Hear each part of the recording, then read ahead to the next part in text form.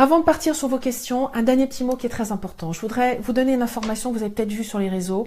Ma collègue Samantha Casbonne, qui est députée pour la région 5e circonscription des Français à l'étranger, Espagne, Portugal, Andorre, Monaco, son élection a été invalidée hier et elle doit repartir en campagne pour une raison qui est du jamais vu. Je vous explique brièvement. Samantha, au premier tour de la législative, est arrivée loin devant les numéros 2 et 3 avec plus de 50% des suffrages. Et les numéros 2 et 3, eux, n'avaient que 60 voix d'écart. Et la troisième candidate arrivée, la LR,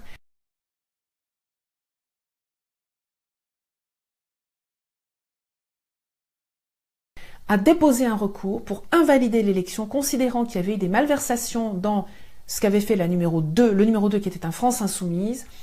Et le Conseil constitutionnel a jugé qu'effectivement, lisez les attendus, c'est absolument aberrant. Il y a un risque infime si on considère que tous les électeurs, enfin bref, peu importe, je ne vais pas rentrer dans les détails. Samantha n'y est pour rien. Elle n'a aucune erreur de son côté. Elle est arrivée largement en tête et au premier tour, plus de 50% quand les autres étaient aux alentours de 13-14% et largement plus en tête encore au deuxième tour.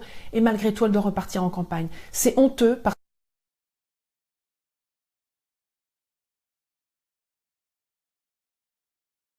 parce qu'en plus, ça va coûter un argent fou à l'État, ça va coûter un argent fou à nos consulats, du temps alors qu'ils ont franchement autre chose à faire que de s'occuper d'une élection à cette période de l'année, qui va tomber juste avant les vacances d'été. Vous savez c'est une période où il y a beaucoup de demandes de visa. Je sais bien qu'elle est en Europe, il y en a peut-être moins, mais il y a toujours des étrangers dans ces pays-là, hors Union européenne, qui viennent demander nos visas, des visas Schengen enfin bon, peu importe, c'est très regrettable, c'est une injustice profonde pour Samantha, donc je la soutiens, je l'accompagne, et comme le font également tous mes collègues députés, elle a reçu de nombreux soutiens hier.